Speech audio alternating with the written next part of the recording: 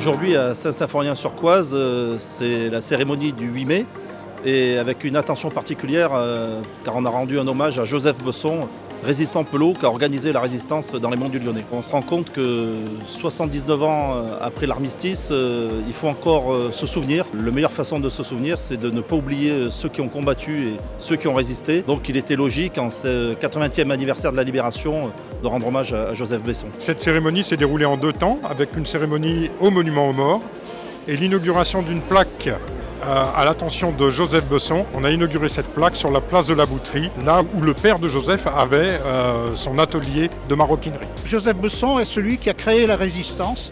Il était seul au départ et au bout de quelques années, il y avait des centaines d'hommes qui l'avaient rejoint, de tout âge, de toutes conditions. Et il a reçu des consignes du mouvement Combat qui lui a demandé d'abord de faire de la propagande, donc de diffuser la presse clandestine, non seulement à Saint-Symphorien, mais de trouver des hommes pour tous les villages environnants. Et il a organisé tous les parachutages, réceptionner les containers, les faire transporter, trouver des cachettes. Je voyais qu'il y avait des choses qui n'étaient pas bien ordinaires, mais j'avais 13-14 ans, ça me passait par au-dessus.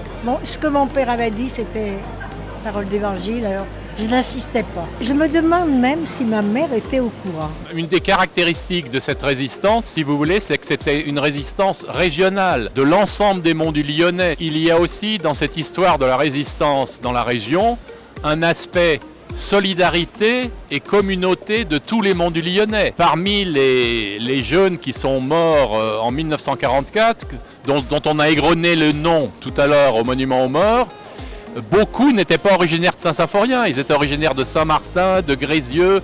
Donc c'est une mémoire collective de tous les monts du Lyonnais qu'on voulait honorer aujourd'hui. Je dis souvent, j'apprends plus par la petite histoire de France pour arriver à la grande histoire en écoutant Paul et en écoutant Michel que ce que je n'ai pu apprendre sur les bancs de l'école.